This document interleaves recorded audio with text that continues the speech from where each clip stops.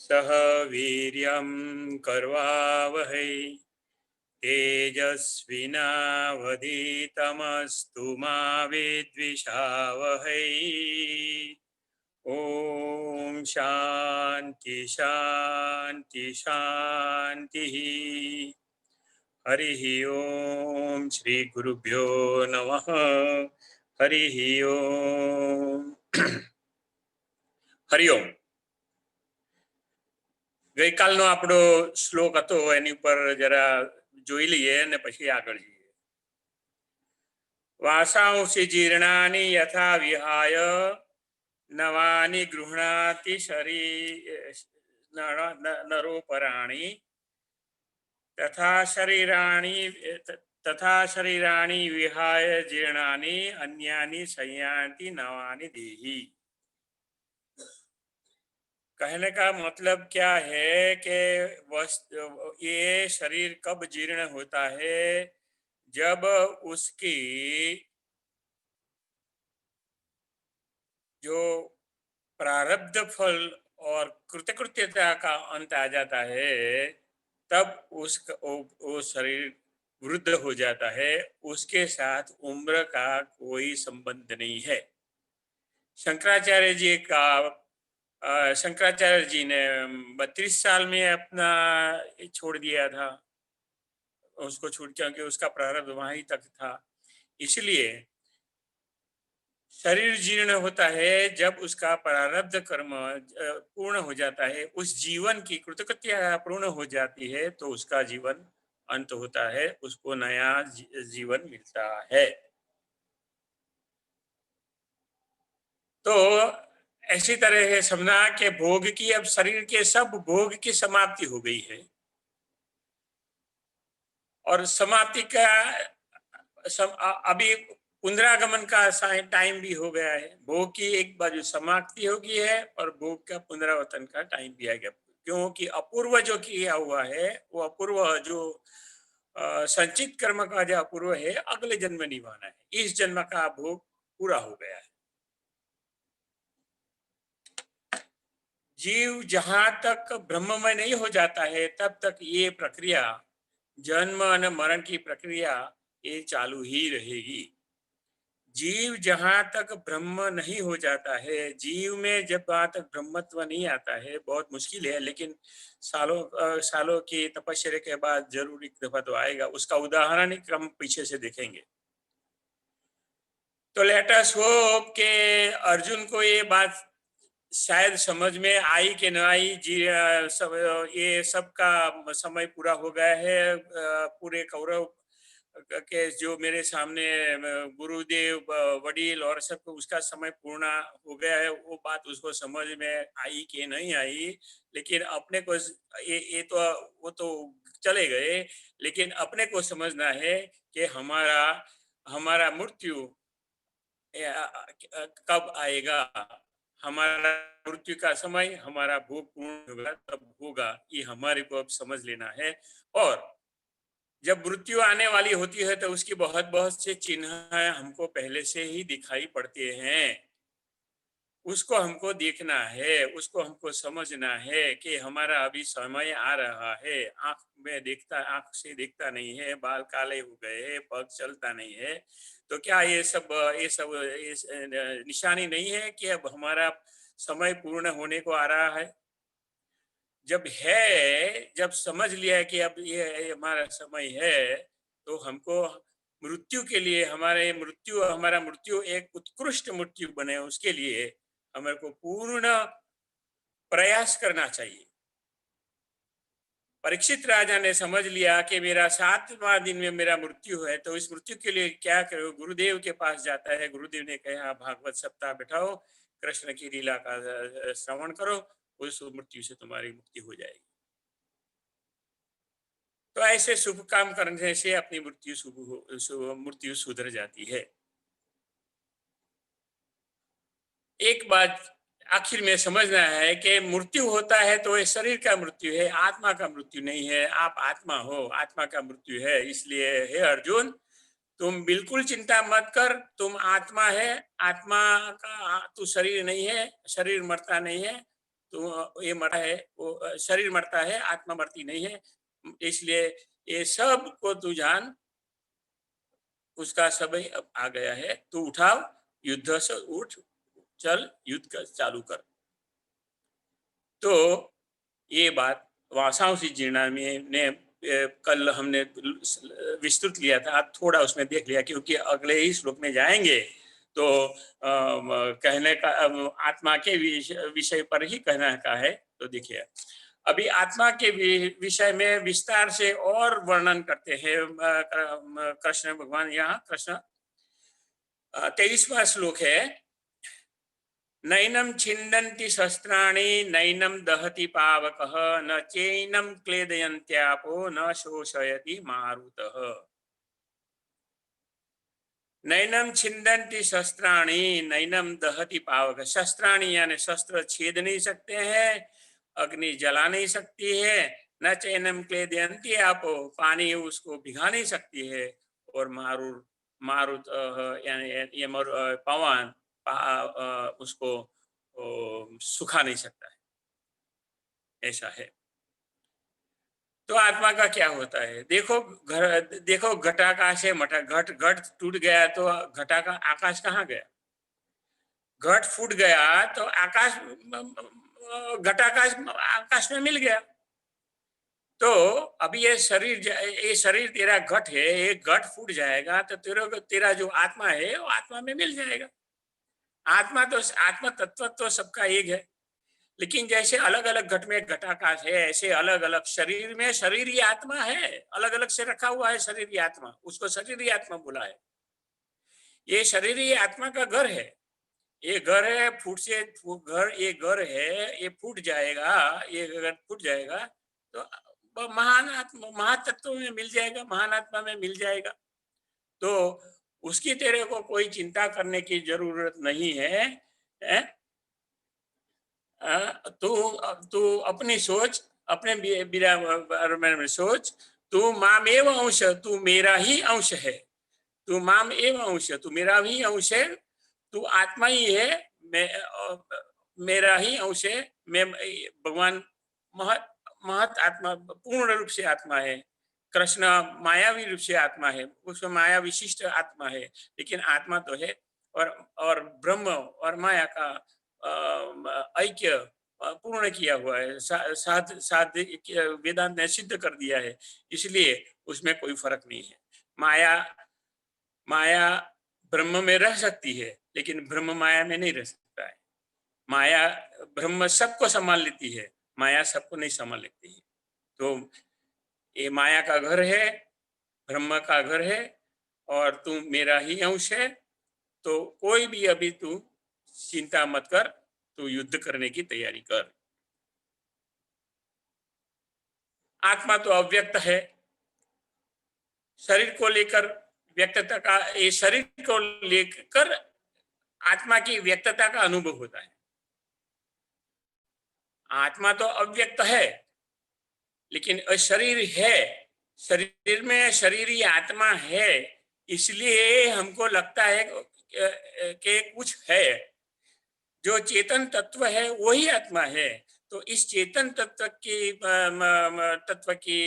स्थिति से, चेतन तत्व की उपस्थिति से हमारे शरीर में हमको लगता है कुछ है, और वो ही आत्मा है, वो ही परमात्मा का अंश रूप सबके शरीर में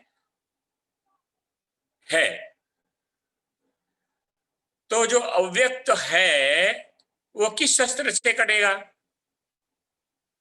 अव्यक्त यानी मूल जो ब्रह्म है, जो अव्यक्त है, वो दिखता नहीं है, तो कटेगा कहां से? किस शस्त्र का, और कैसे उसको मारेगा? ऐसा कोई शस्त्र नहीं है। अव्यक्त हवा में शस्त्र मार के कहाँ जाएगा, किसको काटेगा? तो वो ऐसा है नहीं, वो कटने वाला है नहीं। और अग्नि भी उसे कैसे जलाएगा? जिसका प्रत्यक्ष रूप से दर्शन ही नहीं है, अव्यक्त आत्मा का जिसका प्रत्यक्ष रूप से दर्शन ही नहीं है, तो वो कौन सी अग्नि उसको जलाएगी, और कौन सा पानी इसको भिगाएगा, और कौन सा पवन उसको सुखाएगा? तो ये सब मिथ्या बन जाते हैं, ये कुछ होने वाला नहीं। तो इस प्रकार न तो शस्त्रादि से उसका छेदन होगा, न अग्नि से दहन होगा, न पानी से गिलाई होगी, न मारुत से सूखने वाला है। तो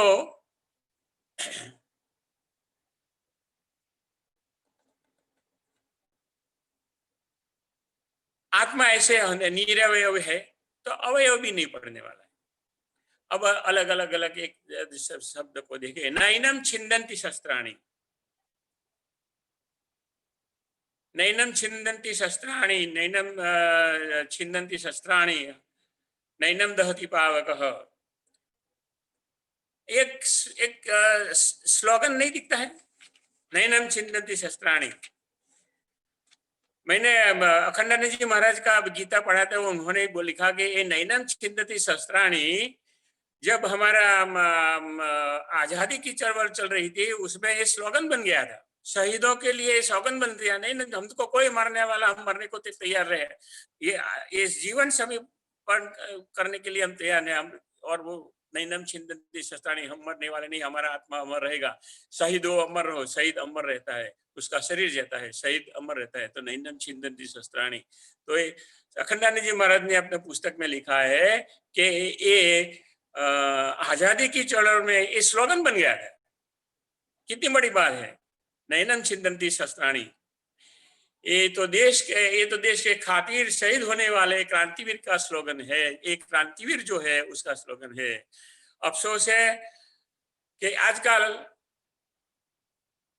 हम एक मरेंगे तो 10 पैदा हो जाएगा, ऐसा ऐसा देश विरोधी सूत्र भी आता है। तो ये बहुत एक ही चीज में दोनों ही चीज दिखती है, ब्रह्म भी दिखता है, माया सत्य भी दिखता है, असत्य भी दिखता है। तो देशद्रोही का स्लोगन लगेगा, एक मारोगे तो 10 पैदा होंगे। तो राष्ट्रवादी का ये स्लोगन देश हित के लिए है, और राष्ट्रद्रोही का ये स्लोगन विनाश के लिए हो जाता है। लेकिन यहाँ तो स्लोगन राष्ट्रद्रोही का ऐसा कुछ है नहीं, नैनम छिंदन्ति शस्त्राणि, आत्मा के विषय पर है, आत्मा मरने वाला है नहीं। नैनम दहति पावकः, वो यक्षराज ने इंद्र को जब युद्ध में जीत कर आया था, तो उसको अहंकार हो गया था कि मैंने जीत लिया। तो उसकी जरा धुलाई करने के लिए यक्षराज आए, और कुछ पेड़ वहां होता है कि पहले आए तो मारुत अग्निदेव वहां जाते हैं। तो अग्निदेव पूछते आप कौन है, तो कि मैं अग्निदेव हूँ। ठीक है, ये तीन का रखा है, उसको जलाओ। वो तीन का भी नहीं जला पाए। बाद में और वापिस चले गए, भाई ये तो मेरे से नहीं होगा, ये कुछ और भी बात है। वरुण देव को बोला कि आप आज के उसकी परीक्षा करो कि कौन है। तो वरुण देव की, मैं वरुण देव हूँ। तो ठीक है, आप ये इस तिनके को उड़ाओ। तो तिनके को भी उड़ा नहीं पाए थे। और फिर वरुण देव यानी पानी से, सॉरी, और वरुण देव थे वायु से। तो दोनों पानी से या अग्नि से या वरुण से, अग्नि से या हवा से, मरुत से, वो तीन का में कोई फर्क आया नहीं, वो वहां का वहां ही पड़ा रहा है। ब्रह्म वो चीज है, उसको कोई हटा नहीं सकता है। तो नैनम छिंदन्ति शस्त्राणि, नैनम दहति पावकः, वो अग्नि भी उसको कुछ न कर सका, वो मरुद भी उसको कुछ न कर सका, वो ऐसा का ऐसा ही रहा। आज ले उसको और भी देखे तो एक नैनम क्लेदन्ति आपः, गोकुल में इंद्र ने वो गोकुल गांव को हैरान करने के लिए वर्षा बरसाई। भगवान ने गोवर्धन के नीचे जाया, किसी को भी भीगने नहीं दिया। तो ब्रह्म है, वहां कोई कुछ भी नहीं कर। ब्रह्म जहाँ ब्रह्म की सत्ता है, उसके विरुद्ध में कोई कुछ कर सकता नहीं है, कुछ हिला सकता नहीं है। नैनम छिंदन्ति शस्त्राणि, कोई शस्त्र उसको काट नहीं सकता है। नैनम दहति पावक, नैनम क्लेयन्ति आपः। ये बात है। ये बात यहाँ स्पष्ट कर देते हैं भगवान कि ये जो तेरा आत्मा है उसको ना कोई मारने वाला है, न कटने वाला है, न कटाने वाला है, ऐसा है। उसके लिए तेरे को चिंता करने की जरूरत नहीं है। तो 23वां श्लोक में हमने को ये बात बताई। अभी अगर अभी देखो ना, ये आत्म तत्व का वर्णन है, तो आत्म तत्व का वर्णन है तो वारंवार वारंवार कृष्ण भगवान ने ये आत्म तत्व का वर्णन किया है, तो इसमें शास्त्रों में पुनरुक्ति दोष कहा जाता है। लेकिन इसको पुनरुक्ति दोष के निवारण कर दिया है कि अर्जुन के मन में इतना मोह दृढ़ किए हो गया है, अपने परिवारजनों की हत्या से इतना मोह दृढ़ हो गया है कि कैसे उसको उसको इससे निकाला जाए उसके मन में से। तो बार बार उसको एक चीज बोलना पड़ता है, उसको हैमरिंग किया कर बोलते हैं, उसको हैमरिंग करना पड़ता है बार बार, अर्जुन सुन, तुम आत्मा है और आत्मा की ये सब लक्षण है, आत्मा का ये सब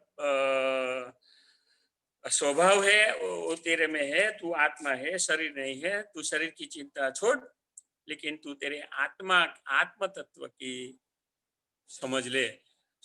अर्जुन को ज्ञानी करना है, आत्म तत्व बना के अर्जुन को ज्ञानी, अर्जुन के माध्यम से अपने को ज्ञानी बनाना है। हमारे को सबको अर्जुन आत्मज्ञानी था, वो तो ये तो एक तो वहां नाटक ही है, लेकिन ये बात हमारे लिए है। इंद्र का लड़का, इंद्र का है, क्या उसको ज्ञान नहीं होगा? ज्ञान ज्ञान होगा ही होगा। लेकिन ये तो भगवान ने हमारे लिए ही स्पेशल रखा हुआ है कि आत्म तत्व को जानो। तो तो आगे आगे के श्लोक में कहते हैं,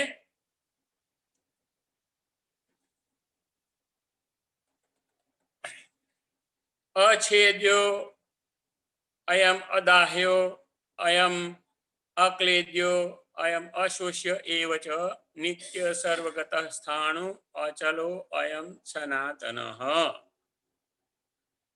अछेद्यो, अछेद्य आत्मा अछेद्य है, उसका छेदन नहीं किया जाता है। जहाँ जो अव्यक्त है उसका छेदन करने के लिए साधन कहाँ चलाएंगे? जो दिखता ही नहीं है सामने, हम हमारे पास साधन है काटने का, तलवार जैसा साधन है, लाओ काटना है, लेकिन तलवार चलाएं किस कहाँ? जो दिखता ही नहीं है। तो आत्मा तो भगवान ने बोला ये अव्यक्त है, अछेद्य है। तो अदाह्य भी है, आगे कहा कि अग्नि उसको जला नहीं सकती है, अग्नि जला नहीं सकती है, इसलिए अदाह्य है। उसका दहन हो ही नहीं सकता। जब जब जले तो उसका दहन, जहां जलती ही नहीं है, आत्मा जलती ही नहीं है, तो दहन कैसे होगा? तो उसका दहन भी नहीं होता। अक्लेद्यो, अभी और अशोष्यो, ये चार गुण पूर्व श्लोक में बताए थे। ये आत्मा के ये चार गुण पूर्व में बताए, और इस श्लोक में विशेष आत्मा के बारे में मतलब कहते हैं, आगे कहते हैं आत्मा नित्य है। वो चार ऊपर बताए, चार नीचे बताए, 8 तत्व बताए। देखिए देखिए कितने तत्व होते हैं, अलग अलग अलग बताते हैं। आत्मा नित्य है, बताया हमको आत्मा नित्य है।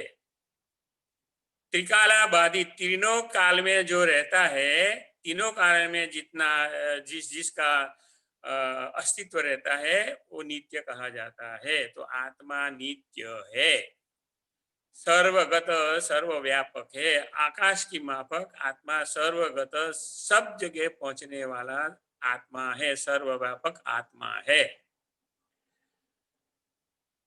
एक पहाड़ की माफक एक अचल एक जगह पर, यानी स्थिर, जैसे पहाड़ स्थिर होता है एक जगह पर, या अचल एक जगह पर स्थिर आत्मा है। और आत्मा वो स्थिर क्यों है? कि आत्मा में कोई क्रिया क्रिया नहीं है, इसलिए आत्मा स्थिर है। एक ही जगह पर स्थाणु, यानी थंबा जैसे लगाया हुआ है और जो जैसा स्थिर हो, एक जगह के टिक के बैठा हुआ आत्मा स्थिर है। आत्मा स्थिर है, उसमें कोई क्रिया है नहीं। थांबले में कोई क्रिया नहीं है, लगाए हुए थंबे में कोई क्रिया नहीं होती है। तो आत्मा स्थाणु यानी अचल है और आत्मा सनातन है। आत्मा ये सूक्ष्म तत्व और व्यापक वस्तु है। आत्मा सनातन है, हाँ? सनातन है। उसका नाश असंभव है और जिसका नाश असंभव है तो उसका अस्तित्व नित्य ही माना जाएगा। उसका अस्तित्व कैसे अनित्य या कहा जाएगा? उसका अस्तित्व नित्य ही माना जाएगा। ये बात हुई। अच्छा, तो 13वें अध्याय में भगवान क्या कहे हैं? ये शरीर क्षेत्र है और तू क्षेत्रज्ञ है। तो क्षेत्र और क्षेत्रज्ञ दोनों को जो जानता है वो दोनों को जानने वाला ज्ञानी होता है। तो तू शरीर ये तेरा क्षेत्र है। अंदर अंदर जो बैठा हुआ है वो क्षेत्रज्ञ है। वो वो ही सत है। ये शरीर असत है और वो सत और असत उसको जानने वाला ज्ञानी होता है। सत को जानने के लिए असत को ही जानना पड़ेगा। सत का स्वरूप जान लेने के बाद उसको प्राप्ति करना है तो असत क्या है वो ही जानना पड़ेगा। सत की आपो आप अपने को ज्ञान हो जाएगा। सत के ज्ञान के लिए कोई विधि नहीं है। विधि है, विधि है, तपश्चर्या है तो असत के ज्ञान के लिए। इसलिए उसके उसमें हम लगे रहे, उसका हमको अनुभव है। धीरे धीरे हमसे छूटता जाएगा। कर्म कैसे छूटता जाएगा? क्या एक देखो देखो हम आज पढ़ाई कर, समझो कि हम बच्चे थे, पढ़ाई कर रहे थे, पहले धोरण में दाखिल हुए, पढ़ते पढ़ते पढ़ते 11वां धोरण में दाखिल हुए, अभी पढ़ाई करते फिर कॉलेज में आए और कोई प्रोफेसर बना, कोई डॉक्टर बना, सब बना, ठीक। अभी ये बात है, हो सकती है कि वो फिर से वही काम चालू कर देगा। वो डॉक्टर बन के बाद प्रथम से चालू करेगा, प्रथम कक्षा से चालू करेगा। यानी कर्म आदि जो 18 स्टेप बनाए हुए, एक एक स्टेप चढ़ने के बाद ऊपर जाना है तो पहला स्टेप छूटेगा। और जो छूट गया, क्यों छूट गया? कि उसका ज्ञान हमको हो गया। जो स्टेप्स पर हम है वो स्टेप धीरे धीरे छूट जाता है। तो इस उस स्टेप के बारे में हमको जान लेना चाहिए कि उसकी मालूमात मेरे को हो गई। ऐसे ही हमको 18 स्टेप बताए, 18 अध्याय में जाना है तो 18 अध्याय तक 18 स्टेप बताएंगे। तो एक एक स्टेप, एक एक चीज को अपने अपने अंदर से रिमूव करती हो जाएगी। तो वहां हो जाएगा अहम ब्रह्मास्मि त्वम ब्रह्म, अयम आत्मा ब्रह्म, प्रज्ञान ब्रह्म, वो ज्ञान हो जाएगा। उसके लिए फिर ज्ञान के लिए उसको कोई अलग से प्रवृत्ति करनी नहीं पड़ेगी। ये बात पूर्ण सत्य है। हमारा ये सनातन वैदिक दर्शन है। ज्ञान के लिए कोई विधि नहीं है। अज्ञान को दूर करने के लिए कर्मयोग और भक्ति योग और जो जो यानी प्रवृत्ति रूप धर्म, वो से ही हमको अज्ञान दूर करने वाला है। वो हम कर्म योग में देखेंगे। उसके स्टेप के बारे में सुरेश्वराचार्य जी ने अपने नैष्कर्म्य सिद्धि में बहुत सुंदर बताया हुआ है। वो तो हम देखेंगे वो स्टेप के बारे में कि कर्म से लेकर ब्रह्म की प्राप्ति तक, ज्ञान तक, ब्रह्म ब्रह्म कोई चीज नहीं है दिखी जाएगी। वो ज्ञान होगा। आपको आपको भांति आत्मतया स्वरम परमात्मा प्रसादात। जब परमात्मा का अपने में प्रसाद, परमात्मा का हमको प्रसाद मिलेगा, कृपा पात्र प्रसाद मिलेगा, तो सब में हम परमात्मा देखेंगे। हम मेरे में परमात्मा देखेंगे, सब में हम परमात्मा देख लेंगे। वही ज्ञान है, वही ब्रह्म है, वही तुम हो, वही तुम हो। कृष्ण अर्जुन को कहता है वही तुम हो। तुम ये सब चिंता छोड़, जो मैं कहता हूँ वो कर, शस्त्र उठाओ और जो करना है वो करो। वो तो बाद में बोलेंगे, फिर बाद में अर्जुन कहेगा करिष्ये तव वचनम। ये आत्मा का, ये आत्म तत्व का वर्णन है। तो दूसरे लोग क्या करते हैं, बोलते हैं, वो भी हम देखें। तो जैन दर्शन में आत्मा आत्मा को परिणाम वाला माना है। यहाँ तो कोई परिणाम उसका है ही नहीं। विशाल, सूक्ष्म और विशाल। तो सूक्ष्म की कोई परिमाण, परिमाण माने उसका मेजरमेंट। तो जैन दर्शन उसका मेजरमेंट मानते हैं। आत्मा का कितना है, तो कीड़ी में कर्ण जैसा है और हाथी में हाथी जैसा। ऐसा ऐसा जैन दर्शन मानते मानते हैं कि जितना शरीर होता है उसका आत्मा आत्मा परिणाम वाला है, मध्यम परिणाम वाला है, अनुपरिणाम वाला होता है। ऐसा जैन दर्शन मानते हैं। बौद्ध दर्शन में तो प्रतिक्षणम उत्पन्न न प्रतिक्षण मिटने वाला आत्मा है। सर्वम शून्यम शून्यम सर्वम क्षणिकम क्षणिकम। तो जय, तो शंकराचार्य भगवान कहते हैं सर्वम शून्यम शून्यम। तो तुम भाई कहाँ से आया, तुम है वो तो तुम्हारा तो अस्तित्व तुमको मालूम है कि नहीं, तो कहाँ से तुम शून्य हो गए। तो भगवान तो सर, तो ये शंकराचार्य जी ने, शंकराचार्य जी को इसलिए ही जन्म लेना पड़ेगा। बौद्ध धर्म और जैन धर्म का उस समय इतना व्यापक प्रसार था, उससे हमारे सनातन धर्म में हानि आई हुई थी। उस सनातन धर्म को बचाने के लिए उस समय, आज से 2500 वर्ष पहले, भगवान शंकराचार्य को जन्म लेना पड़ा। क्यों और कैसे जन्म हुआ, वो तीसरे अध्याय में ही देखेंगे। यदा यदा ही ग्लानिर्भवति भारत, तब शंकराचार्य का कैसा जन्म देखा हम वहां देखेंगे।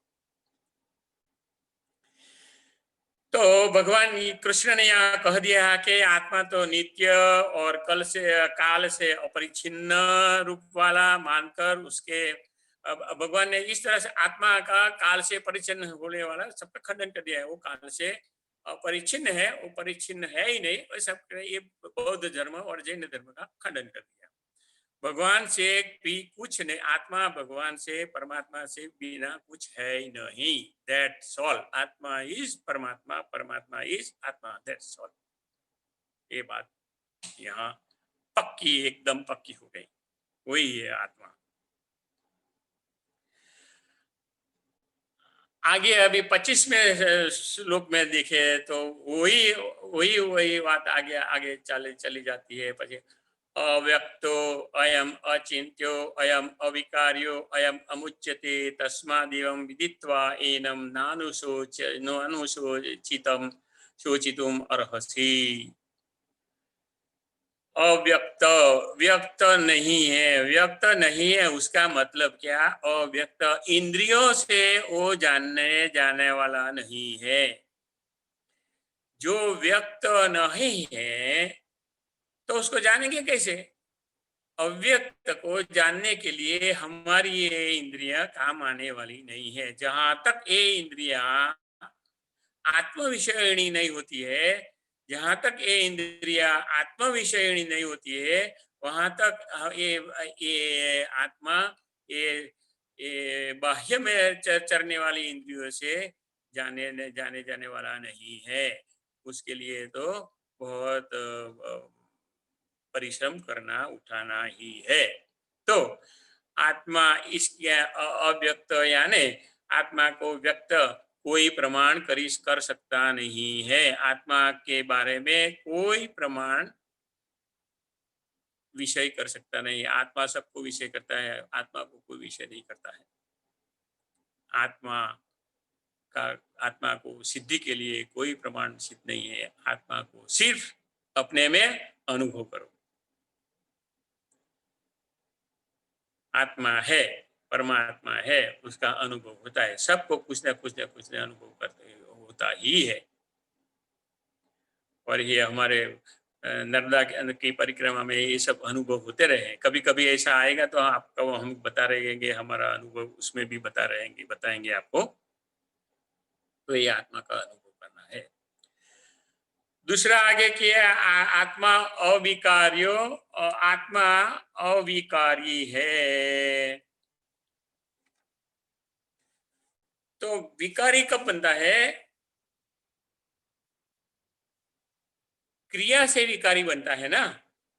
हमने क्रिया किया कि दूध के बर्तन में नींबू का ड्रॉप डाला तो अंदर क्रिया हुई और वो क्रिया से वो विकार हो गया, दूध का नहीं हो गया, वो विकार हो गया।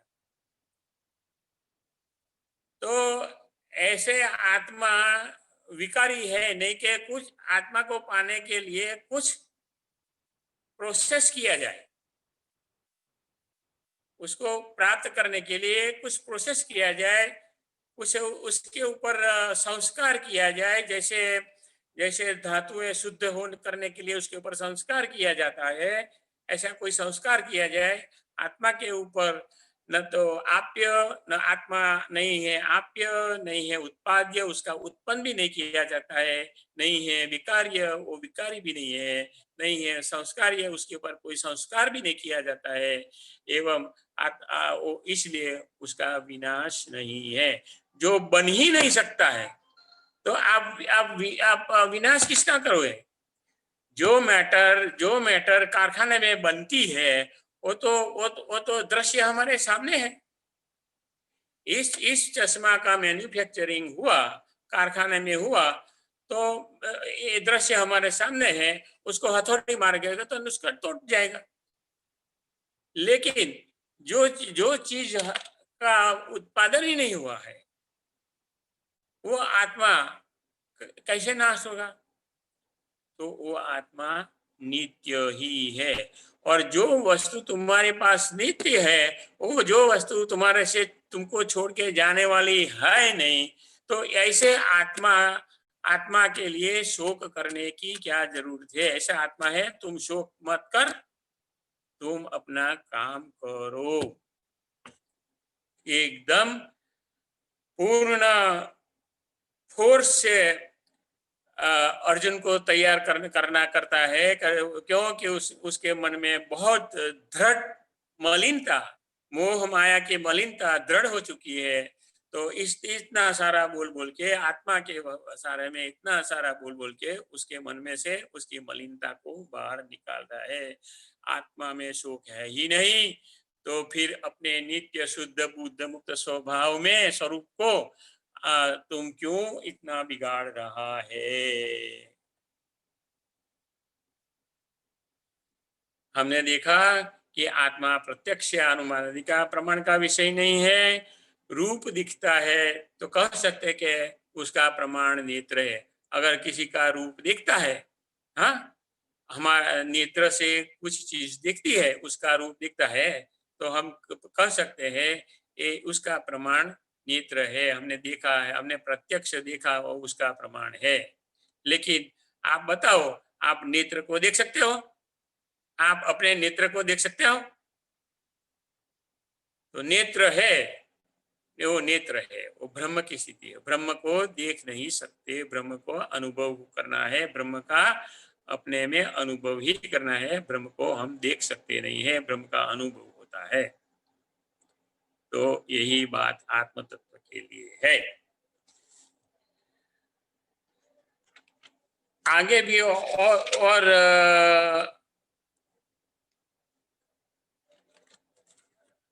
आगे आगे अगर 26वां श्लोक में जाएंगे, क्योंकि 26वां श्लोक में जाएंगे तो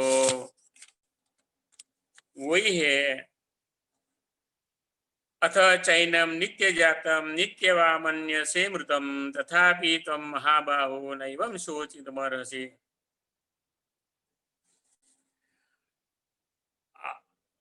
अब वो तो बोलता है अथ एनम नित्य जातम नित्यम व मनसे मृतम। अरे ये अगर तू ऐसा मानता है कि ये शरीर, ये आत्मा नित्य जन्म लेता है, नित्य मरता है, तथापि तम महाबाहो, तो उसके लिए शोक न कर। ये श्लोक और आगे का श्लोक दोनों साथ में जाता है। जातस्य ही ध्रुव मृत्यु जन्म मृत्यु ध्रुव मृत्यु ध्रुवम जन्म मृतस्य च तस्मात् अपरिहार्थे न त्वं शोचितुम अर्हसि। अगर अगर तुम सोचता है कि ये आत्मा नित्य जन्म लेता है और नित्य उसकी मृत्यु है, तो ये महाव तो भी तू चिंता मत कर।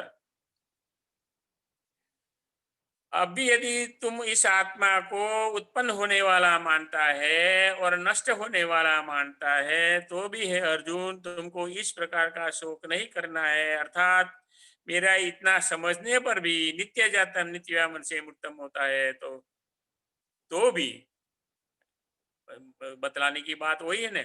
इतना सारा आत्मा के बाद में उसका मन में कितना भर के हो गया है, ये आत्मा मरने वाला है। हम आत्मा नहीं, ये सब मरने वाले हैं।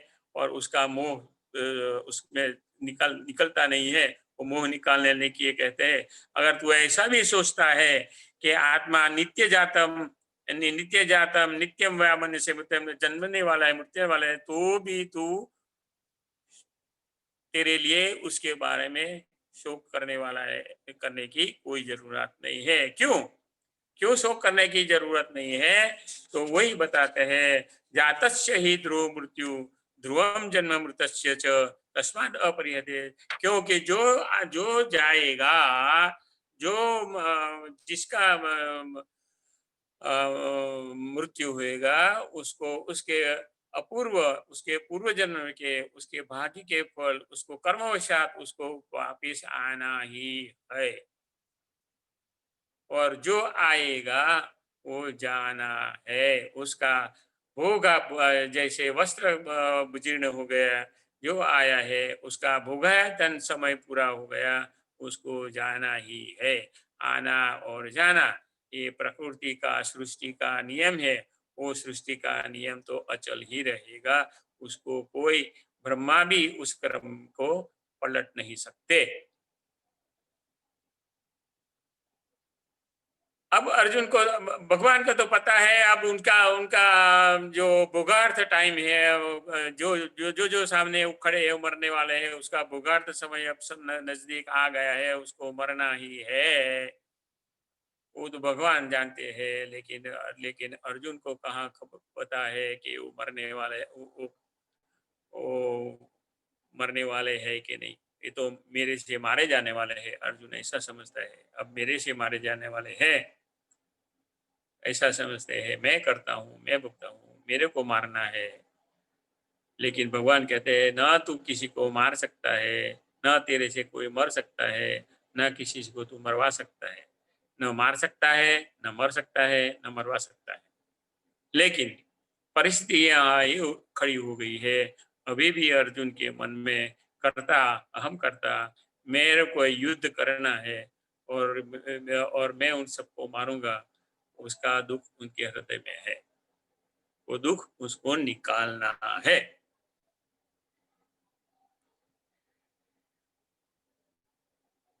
तो ये सब तो आत्मा का ये सब इसमें बताया। जातस्य ही ध्रुव मृत्यु, ध्रुवम जन्म मृत्यु। तो तो ये सब जो बात है ना, ये सब जो सृष्टि का सर्जन है, उस सृष्टि का सर्जन तो आती है और जाती है। समयांतर में सृष्टि का सर्जन होता है, प्रलय होता है। सृष्टि का सर्जन और प्रलय, वो तो एक एक